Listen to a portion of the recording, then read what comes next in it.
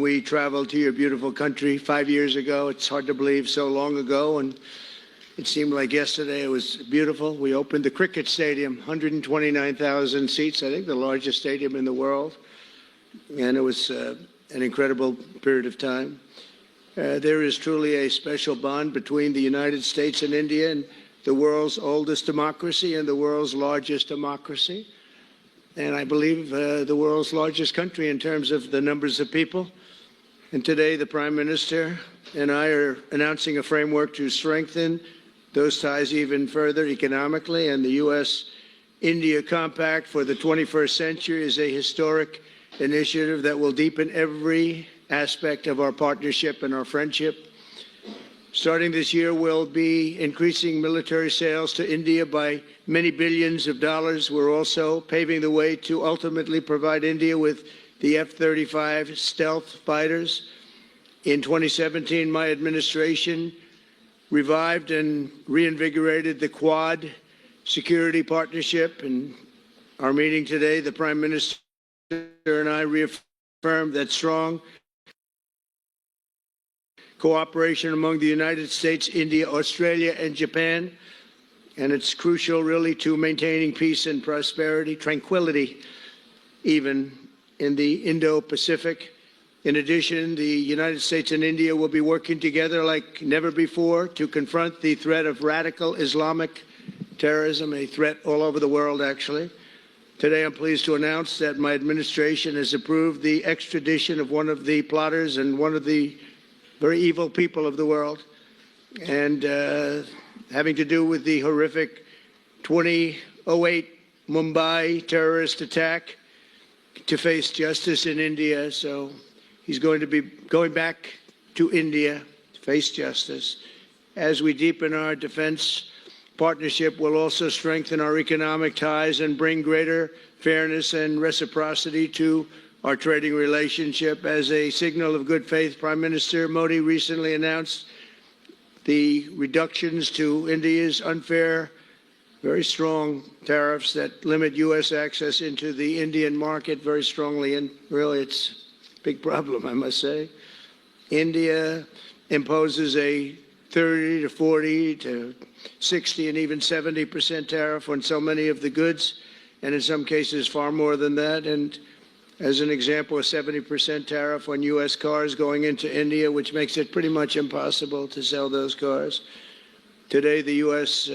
Trade deficit with India is almost $100 billion. And Prime Minister Modi and I have agreed that we'll begin negotiations to address the long-running disparities that should have been taken care of over the last 4 years, but they didn't do that in the U.S.-India trading relationship, with the goal of signing an agreement. And we want, we want a certain level playing field, which we really think we're entitled to. And he does also, in fairness. So we're going to work on that very hard, and we can make up the difference very easily with the deficit, with the sale of oil and gas, LNG, of which we have more than anybody in the world. The Prime Minister and I also reached an important agreement on energy that will restore the United States as a leading supplier of oil and gas to India. It will be hopefully their #1 supplier. In the groundbreaking development for U.S. nuclear industry, India is also reforming its laws to welcome U.S. nuclear technology, which is at the highest level, into the Indian market. This will bring safe, clean, and affordable electricity to millions of Indians and tens of billions of dollars to the U.S. civilian nuclear industry in India. And under the framework we are announcing today, the United States and India are also joining forces to ensure that artificial intelligence and other advanced technologies are developed by two of the most advanced nations, intellectually and otherwise technologically. Anywhere in the world, there's nobody very much closer. We have an incredible relationship there, and this is where it seems to be heading. And artificial intelligence, a very complex subject, but it seems to be where people want to be and they want to go, and we're leading right now by a lot, but other people will try to catch us. I don't know if they're going to be able to. We're going to make it available. We're going to make tremendous amounts of electricity available. We're going to let the people that are buying the electricity make their own electric plants, electric generation plants. And we've never done this in our country, but we're going to get it done very quickly. Lee Zeldin and his group are going to get the approvals in very rapid form.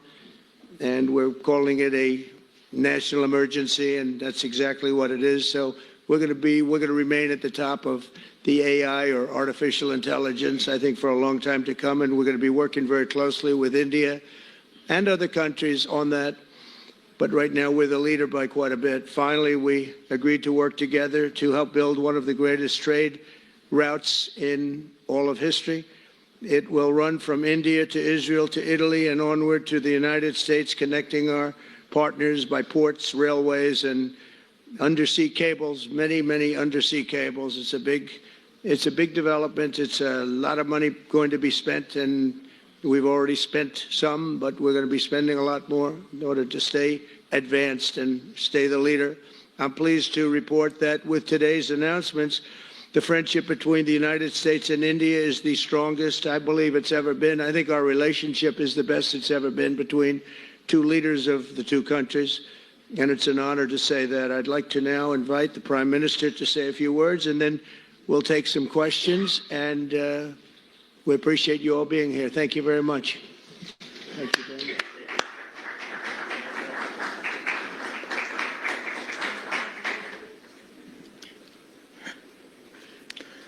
Your Excellency, राष्ट्रपति Trump, दोनों देशों के delegates, media के साथियों, नमस्कार।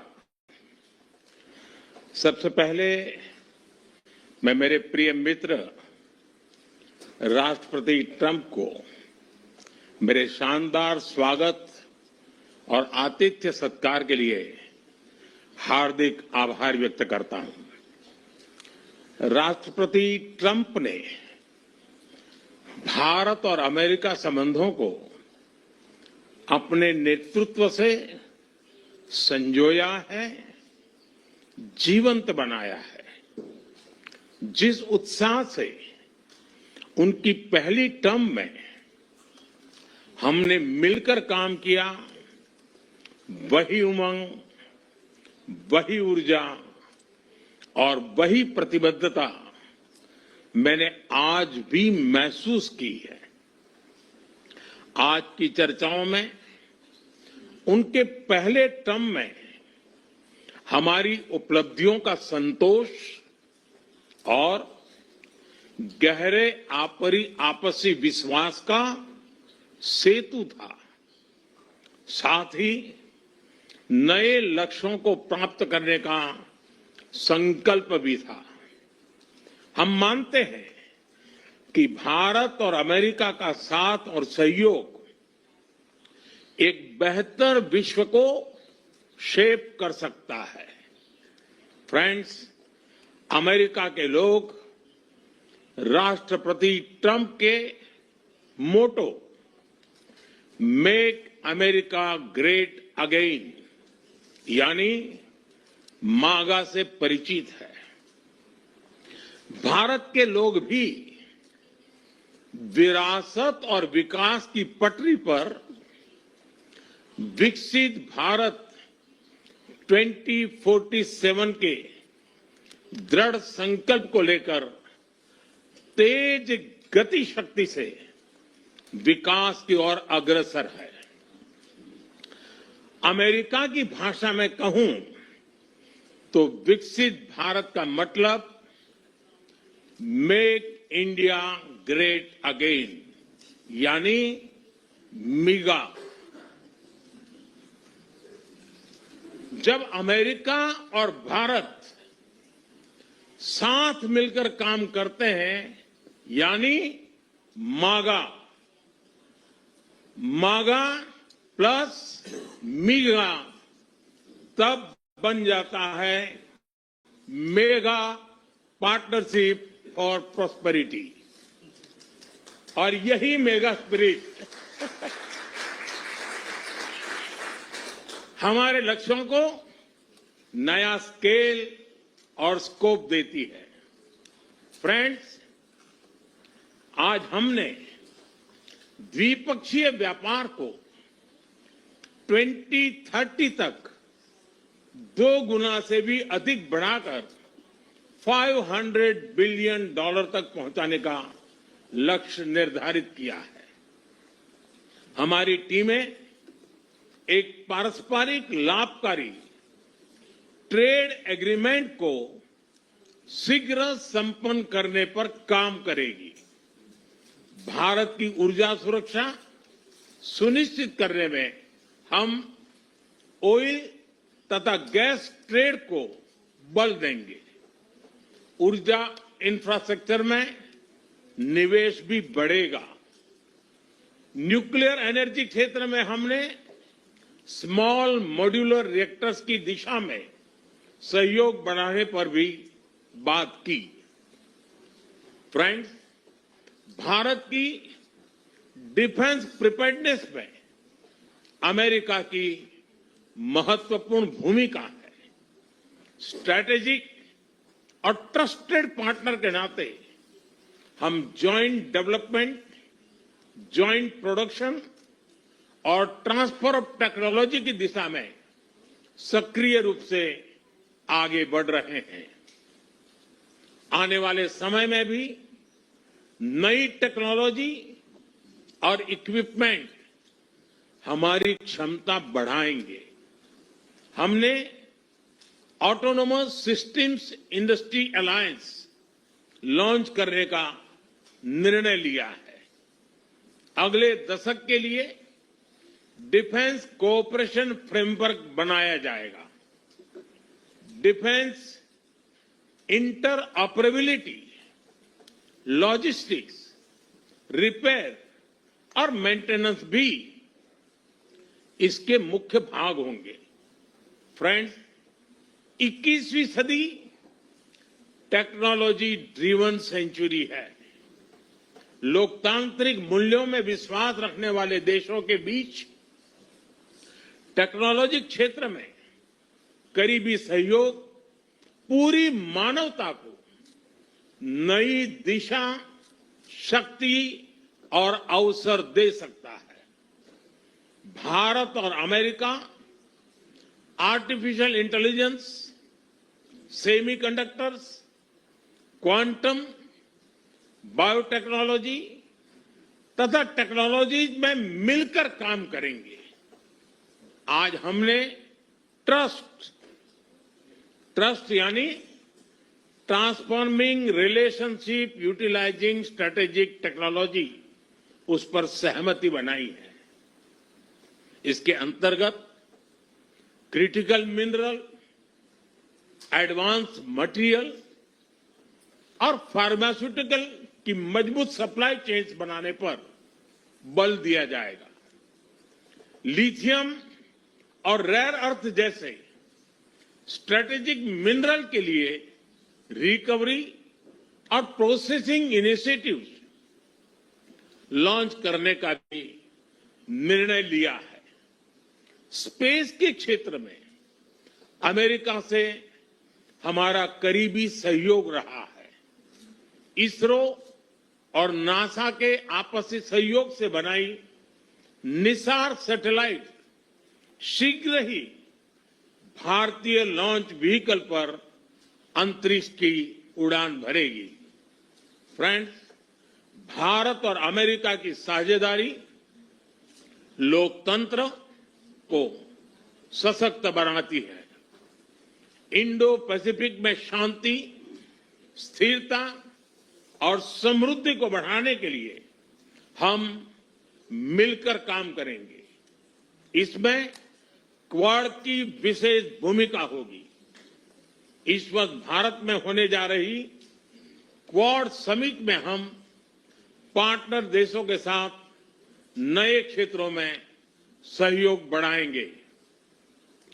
IMEC और I2U2 के तहत हम इकोनॉमिक कॉरिडोर और कनेक्टिविटी इंफ्रास्ट्रक्चर पर मिलकर काम करेंगे। आतंकवाद के खिलाफ लड़ाई में भारत और अमेरिका दृढ़ता से साथ खड़े रहे हैं।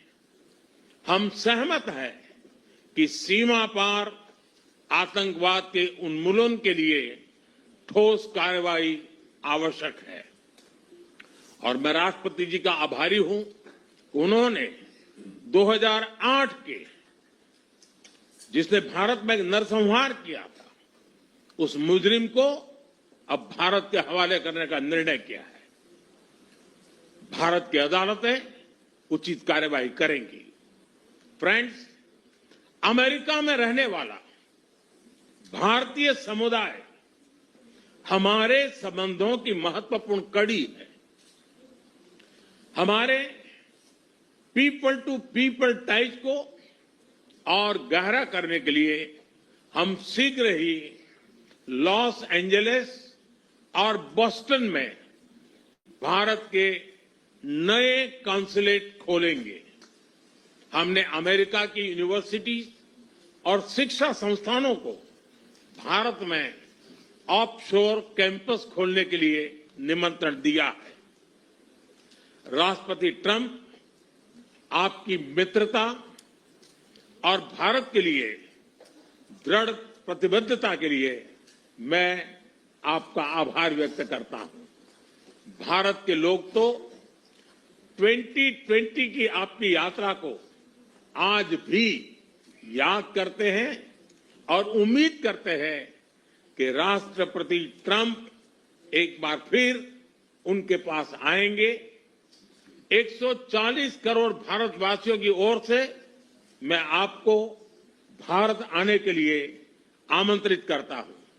बहुत बहुत धन्यवाद।